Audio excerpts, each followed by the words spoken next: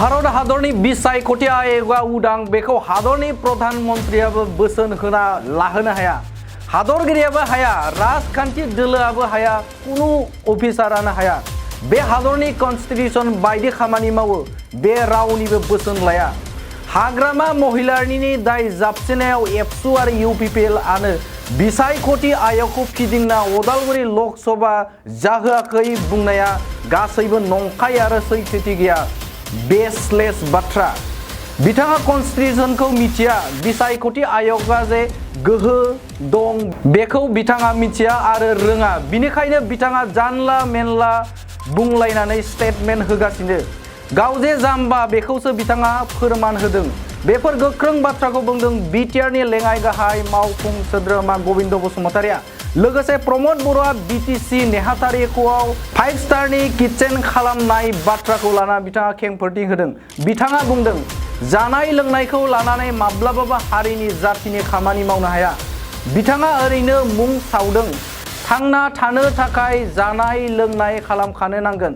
BTC नेहाथारिखौआव 5 स्टारनि kitchen प्रमद बर'आ खालामाखै बे मिसा बाथ्रा राजखान्थियाव कुनु गोरोबलायनो हाखाया एसे फाराग थाखागोन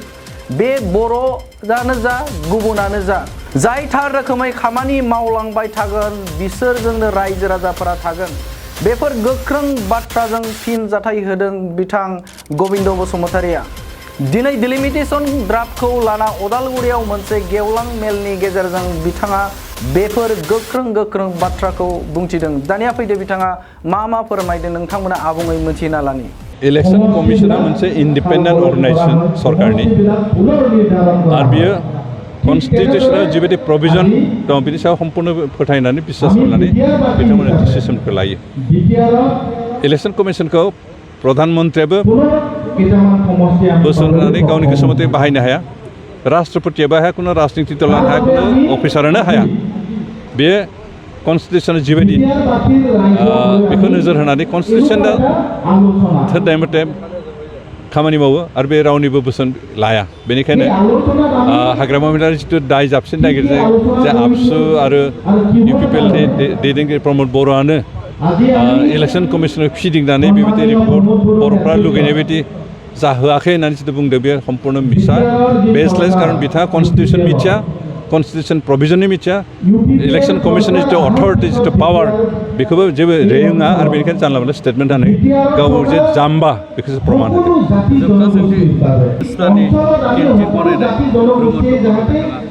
बेयावसो प्रमद बर'आबो 7 स्टारनि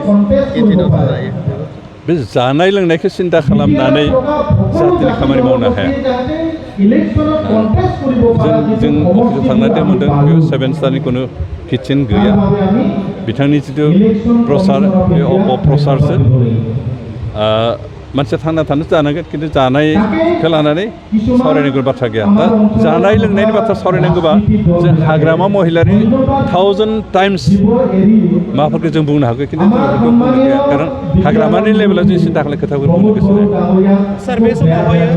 बिपि बा इउपिपिएलखौ मुंनि अनगायै दिनै गासैबो बर'फोरनि खहा जानो थांगासिनो दङ दिनै जोंनि बर'फ्रा माबायदि इउनिटि जानांगौ इउपिपिएलखौ सुइसाइडलाय जोंनि साननाय हनाय माबायदि जानांगौ सार माबायदि सानो राजनितियाव कुनु दिन बर'आनो जा जियानो जा जातियानो राजनितियाव गोरोबलायनो थाखाय बे फाराग थाखागोन दा बेवहाय जाया रियेलिटि थागोन बेजोंनो रायजोफोर थागोन राजनितिक पलिटिकेलि आरो कुनु जनगोष्ठीयानो इउनाइटेड जाया बिभिन्न पलिटिकल पार्टी थागोन पलिटिकल पार्टीनि नीति आरो दरखौ बेखौ फोथायग्रा गोबां मानसि थागोन बेनिखायनो जाया जातिनि थाखाय रायजो राजानि थाखाय ओनसोलनि जौगानो थाखाय खामानि मावगोन बेजोंनो रायजोफोरा थागोन खिन्थु कुनु दिन खौसे जाया बे रियेलिटि बेखौ जाय बुजिया बेयो जानला मोनला बे रियेलिटिखौ बुजियालासेनो खौसे जानांगौ कुनु मिनिं गैया थेंक इउ मोनसे गोजोनथाव खौरां 2023-24 सोलोंथाइ बोसोरनि थाखाय 11-12 थाखोनि गोदानै मुं थिसननाय लानानै फैदों बाक्सा जिल्लानि सालबारि बाजारनि साखाथियाव थानाय सेन्ट जेभियार्स इंलिश स्कुला देग्लाय बोसोरनिफ्राय सेन्ट जेभियार्स इंलिश स्कुलाव आर्ट्स आरो साइन्स आयदानि थाखाय गोदानै फरायसाफोरनि मुं थिसननाया दायो सोलिगासिनो बे फरायसालियाव मुं थिसननाया बेसेन नाङै जागोन आरो डेभेलपमेन्ट फिसा 1000 दानफ्रोमबो टिउसन फिसा 1500 रांखौ फरायसानिफ्राय लानाय जागोन बेजों लोगोसेनो जायफोर फरायसाया मेट्रिकआव 90 जौखोन्दोनि बांसिन मोननाय आरो बिपिएल कार्ड थानाय फरायसाया बेसेन नाङाजासेनो मुं थिसननो हागोन।